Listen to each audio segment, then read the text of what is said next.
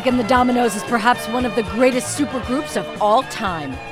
Not only did it feature the vocals, guitar prowess, and songwriting of Eric Clapton, it also featured the guitar work of the late Duane Allman of the Allman Brothers, Dave Mason, and the keyboard, vocals, and songwriting of Bobby Whitlock.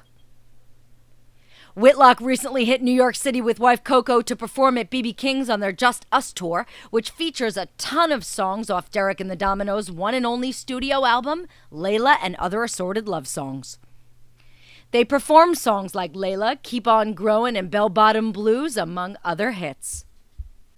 We asked the duo about their approach to the tour. It was our idea to call it Just Us Tour because everybody kept asking us if we're going to have a band. And now it gets really dull. And so I had to kind of like make it clear to people that it would just be us. And so that's how it came to me. Yeah, just us, and it is. We've had people, more people than we can name, helping us out everywhere we go. Everybody's really happy. I think they're taken with the fact that it probably speaks volumes about why we're out here. Whitlock was a key contributor to many of the Domino songs, and he says he's happy to acknowledge the greatness of the album, while his former bandmate Clapton presses forever onwards. His life has been one of perpetual forward motion. You know, he never looked back. He never, thought about doing dominoes or any of that stuff. It was all about something new, something moving forward, moving forward, moving forward.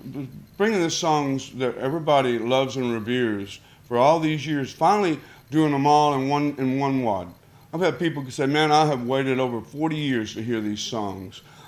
And to hear them all together, at best Eric would maybe do Tell the Truth of What Has Love Got to Be So Sad, or Bell Bottom Blues, or one version of Layla.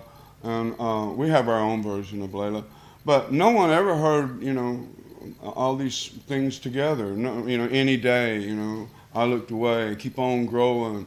These are the songs I wrote. And Why Does Love Got to Be So Sad? Thorn Tree in the Garden. I mean, there are people who actually think that was Eric singing that. I wrote the guy personally. Are you kidding? Whitlock gave an example of how he wrote with Eric during the sessions. The recording of the Layla album in Miami was just a stop along the way because we were getting ready to tour. And we were just doing what was coming along. We were in that stream without knowing that we were. We were just doing what we thought we was doing the right thing.